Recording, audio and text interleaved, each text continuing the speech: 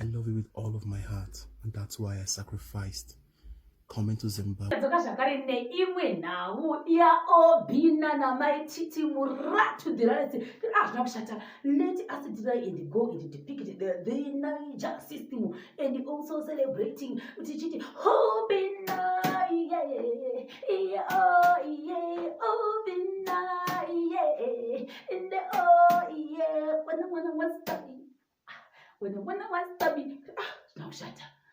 Obina has flown all the way to Zimbabwe for Mura to the rest, for the cat mother.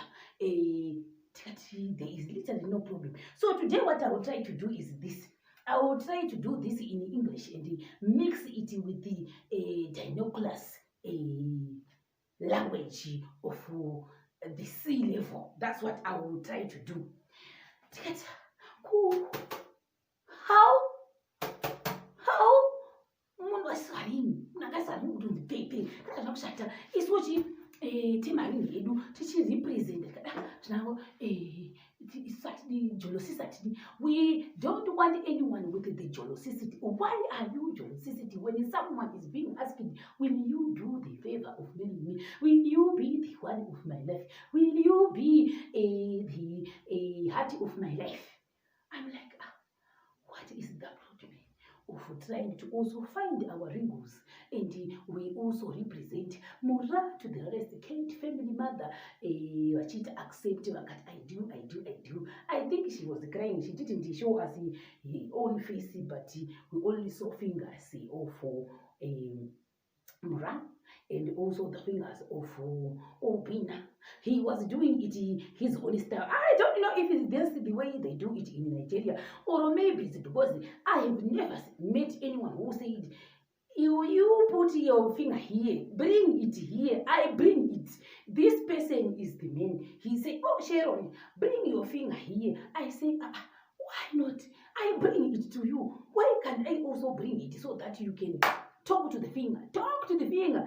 Oh, you, this is the man. The man will say, Shero, will you do the favors of being me and my wife and everything of my heart? And also, Shero, I wanted to tell you this. I don't care about what people say. Me, I love you with all my heart in my eyes. I don't know how it works, but I saw it today.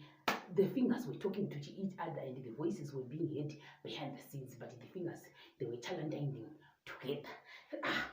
Why? I now shut finger doctor finger, my man, eating it. My man, doctor change the stopping the back there. Carrying Yagara pass. Why not? Why not? Why can't we say Makorokoto, Diwo Makorokoto, Makorokoto,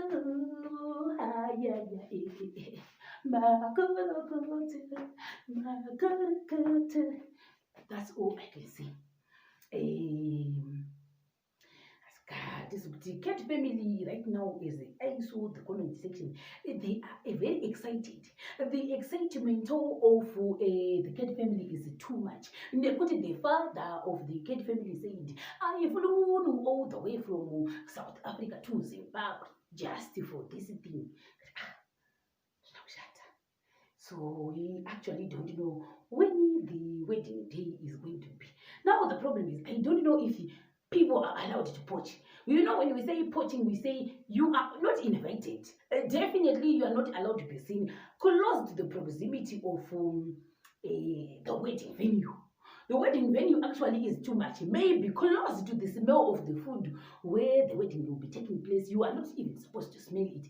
Stay far clearance, far away from the people doing their wedding thing. We'll watch it. That's nice. We'll watch it and we'll just arrive in our unseeable clothes. That's what we'll do, and we'll create our cards. That's what we'll do as well.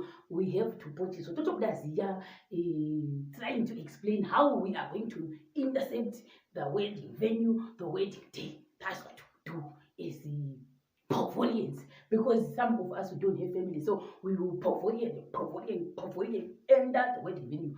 and eat the food. That's what we do. Even if they don't give us food, we'll make sure that we'll eat that day. We'll make sure even or bring our own drinks. That's what we do. If they say, no, you are not allowed to eat at the venue, but hey, the Cat family is happy. Some of our people, they were saying, oh my God, we are so excited as the Cat family. How? Where is the people of Godorians? Where are they, all the people who were laughing at you? These are some of the Cat families. You cannot, we wish you can feel our hearts. Our hearts are pounding like, that's the heart of the kittens. Now, Shata, if the kittens are feeling like this, why can't we also celebrate with them? They have their own family that has successfully done something in 2021. It's good to be happy with others. You are not supposed to do jealousy. Jealousy is the root of all evils. People, let me tell you the truth. Yes, so if someone does something nice, or if something happens nice to someone else, tap the anointing so that you also have the anointing. Like some of us, I am telling you, I was telling this in left finger that you are marrying me, my wife, and this one is the husband. So why can you not tap? That's all I can say. So this is the end of my poem. So now we go to the comments. Let him put it in congrats. These are the kittens. I don't know if everyone is the kitten, but from what I've seen, if you are commenting on positivity, this is likely of saying a kitten. If you are pointing or commenting negativity, or there is negativity and positivity. Positivity is for the kitten family, negativity is for the unknown families. That's all I can say. I am hope for you. You can tell that is coming from the heart. Bless you. I am so happy for you, Mora. Congratulations. MaiTt Marima 2020 makapinda muri hot mukaivharisa muri hot. You are on fire, girl. Vakati, this girl is on fire. This girl is on fire.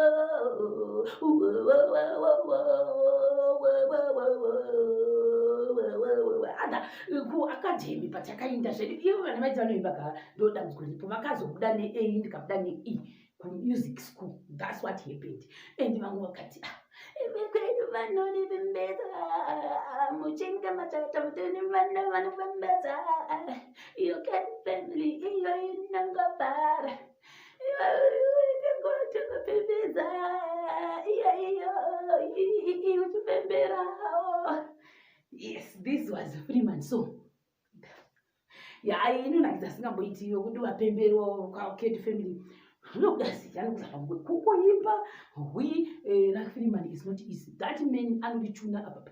So ndasvika nevanhu vandiregerere zvikanzi Jesus, this is beautiful. Abantu abayifuni into ehle, but when God says steps in protocols are broken, God gave this man. You cried for a long time, MaiTt. Tears are prayers to look at what God is doing in your life. Congrats to both of you. Take care of him. Continue to pray together. You have found the best friend, your partner, your brother, a father to your kids.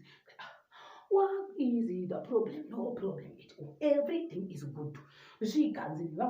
Whoa, I dropped a team. Congratulations, Veli and Baba Munini to this Ogarian place in our Obina.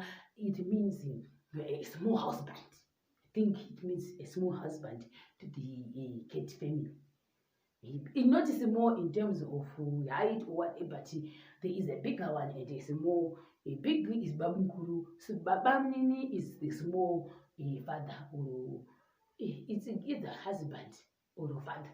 So it's biggie and smaller or something like that.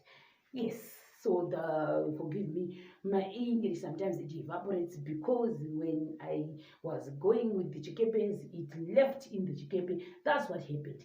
Can't waiting for your wedding. These are the Kate kittens. our queen and her king, creating here, family love is, and they are in the air, enjoying the moment. To those who keep saying it end in it is, if I pano is it never do fara, can MaiTt also chema, we will also cry with him. I say for now, Muru Kumatenga, Muru, hey, Kumatenga, Muru, Kumatenga, Muru. Sorry, what you appear. See you got your kanaka. Muru kumbate. Ay kumbate. Muru. We are supporting. Why can't we support? We have to support. I wish you all the best in life. As a newly engaged couple, may God bless you. Thank you, God. That is my hope is based on you. Wakashinga murandikati. And you are a prayer warrior, everything is possible. Never lose hope. You never give up in your life. Make it a higher, brighter, lighter, and strengthen. Welcome, Katie Papa. Congrats, Manjejeji.